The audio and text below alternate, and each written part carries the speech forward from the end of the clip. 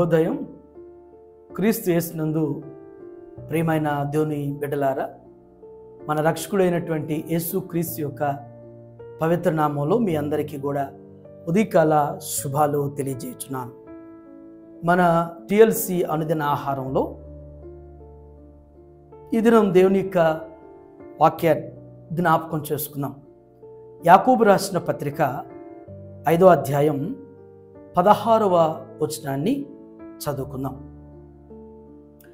మీరు స్వస్థత పొందినట్లు ఒకని కొరకు ఒకడు ప్రార్థన చేయడి, నీతిమంతుని విజ్ఞాపన మనఃపూర్వకమైనదై బహుబలమగలదై ఉండును. దేవుని బిడ్డలారా, ఈ ఉదయకాల సమయంలో దేవుడు మనందరికీ జ్ఞాపకం చేస్తూ యాకోబు ద్వారా మనకి తెలియపరుస్తూ మనతో మాట్లాడుతున్నటువంటి మాట ఏంటంటే, మీరు స్వస్థత పొందినట్లు ఒకని కొరకొకడు ప్రార్థన చేయడి.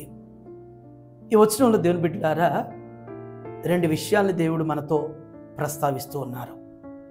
ఒకటి, ఒకనికి కొరకు స్వస్థత కొరకు ప్రార్థించమని కోరుతూ ఉన్నాడు. దేవుని బిడ్డలారా, మనం ఎంత విశ్వాసమైనా మన ప్రార్థన మనకు సరిపోయిద్ది అని అనుకోవద్దు. ఒకవేళ మనం అనుకుంటూ ఉంటాం చాలా పర్యాయాలు, నేను ప్రార్థనా పరురాల్ని, నా కొరకు ఎవరు ప్రార్థన చేయాల్సిన అవసరం లేదు, నేను చేసుకోగలుగుతాను అని చెప్పి అనుకోవడం మంచిదే. నీ ప్రార్థన, నా ప్రార్థన దేవుడు వింటాడు. ఒకరు పని చేసినప్పుడు ఆ పని ఆలస్యం అవుతుంది. ఇద్దరు కలిసి ఒక పని చేసినప్పుడు ఆ పని త్వరితగతిగా పూర్తయిపోతుంది. ఒకరు చేసిన ప్రార్థన కొంచెం ఆలస్యం అవ్వచ్చేమో, కానీ ఇద్దరు చేసిన ప్రార్థన బహుబలమైంది. ఎందుకంటే దేవుని వాక్యంలోనే మనకు జ్ఞాపకం చేయబడుద్ది, నా నామం పేరట ఎక్కడ ఇద్దరు ముగ్గురు అనేటువంటి మాట. ఇరువురు భూమి మీద సంభాషిస్తున్నది దేవుడు వినుచు ఉన్నాడు. ఇరువురి యొక్క సాక్ష్యం అది తీర్పులోనికి, న్యాయబద్ధమైనటువంటి తీర్పుకి పరిగణనలోనికి తీసుకోబడుతుంది. కాబట్టి నీవు నేను ఒకరి కొరకొకరు మరి బలహీనంగా అస్వస్థతగా ఉన్నప్పుడు మరి వాని స్వస్థత కొరకు, మన స్వస్థత కొరకు ఒకరినొకరు కలిసి ప్రార్థించమని చెప్పేసి యాకోబు ద్వారా జ్ఞాపకం చేస్తుంది. స్వస్థత అనగానే కేవలం శారీరకమైనటువంటి స్వస్థత మాత్రమే కాదు. అంటే శరీరంలో బలహీనతని, ఈ బలహీనత కొరకే ప్రార్థిస్తున్నాం అని అనుకోవద్దు.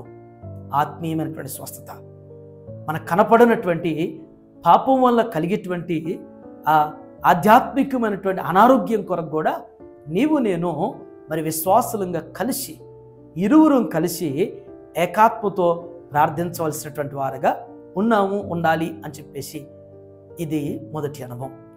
రెండవ అనుభవం ఏంటంటే, నీతిమంతుని విజ్ఞాపన మనఃపూర్వకమైనదై బహుబలమగలదై ఉండును.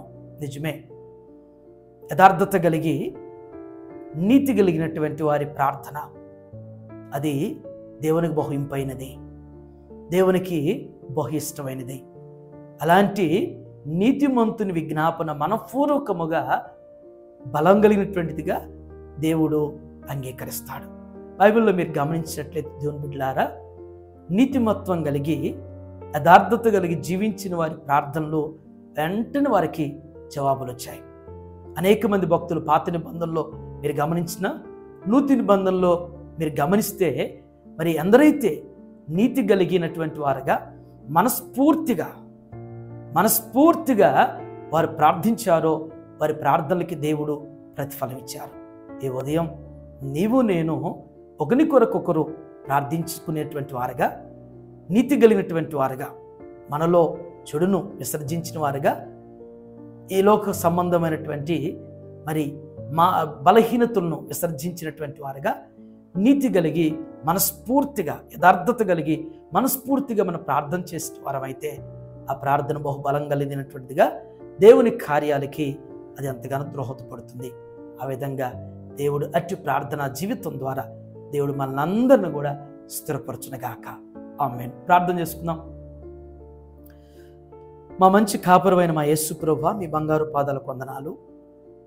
ఈ ఉదయం నా తండ్రి, యాకోబు ద్వారా మీరు జ్ఞాపకం చేయించినటువంటి ఆ శ్రేష్టమైనటువంటి మాటను ప్రభా అయ్యా సూటిగా మా అందరితో మీరు మాట్లాడిన విధానం బట్టి మీకు వందనాలు.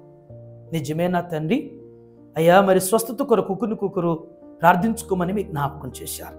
అయ్యా భౌతికమైన శారీరకమైన స్వస్థత మాత్రమే కాదు, అంతరంగంలో అయ్యా మరి ఆ స్వస్థత కొరకు కూడా నా తండ్రి దేవ మా పాపం నుంచి, మా శాపం నుంచి, మా దోషాల నుంచి ఆయన స్వస్థత కొరకు నా తండ్రి ఒకరినొకరు కలిసి నన్ను ప్రార్థించినటువంటి వారుగా ఏకాత్మతోను మమ్మల్ని ప్రార్థనా పరులుగా స్థిరపరచండి.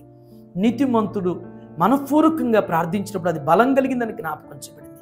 భక్తులు ప్రభా అయ్యా వారు భక్తి కలిగి యథార్థత కలిగి నీతితో మనస్ఫూర్తిగా వారు ప్రార్థన చేసినప్పుడు ఏ రీతిగా కార్యాలు చేశారో, ఏ రీతిగా వారిని ఆస్వాదించారో, ఏ రీతిగా వారిని అభివృద్ధిపరిచారో, ఏ రీతిగా వారికి విజయాన్ని ఇచ్చారో ప్రభా, ఏ ఉదయం నా తండ్రి ఆ విధమైనటువంటి ప్రార్థనా జీవితం మేము కూడా కలిగిన తండ్రి, ఆ రీతిగా మనస్ఫూర్తిగా నా తండ్రి ప్రార్థించగలిగినటువంటి ప్రార్థనాత్మను మా అందరికి మీరు దయచేయండి.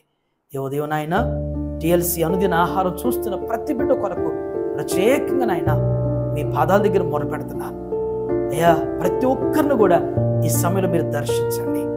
అయ్యా శారీరకమైనటువంటి స్వస్థత, ఆత్మీయమైనటువంటి స్వస్థత మీ నామలు మీరు దయచేసిన తండ్రి ఏకాత్మతో ప్రార్థించేటువంటి అనుభూతిలోనికి నడిపించిన ఆయన యథార్థత కలిగిన తండ్రి మనస్ఫూర్తిగా మొరపెట్టగలిగినటువంటి అటు అనుభూతిని మీ బిడ్డలందరికీ దయచేయమని యేసయ్య నామములో ఈ ప్రార్థన అడుగుతున్నాను తండ్రి. ఆమేన్. దేవుడు మిమ్మల్ని దీవించును గాక.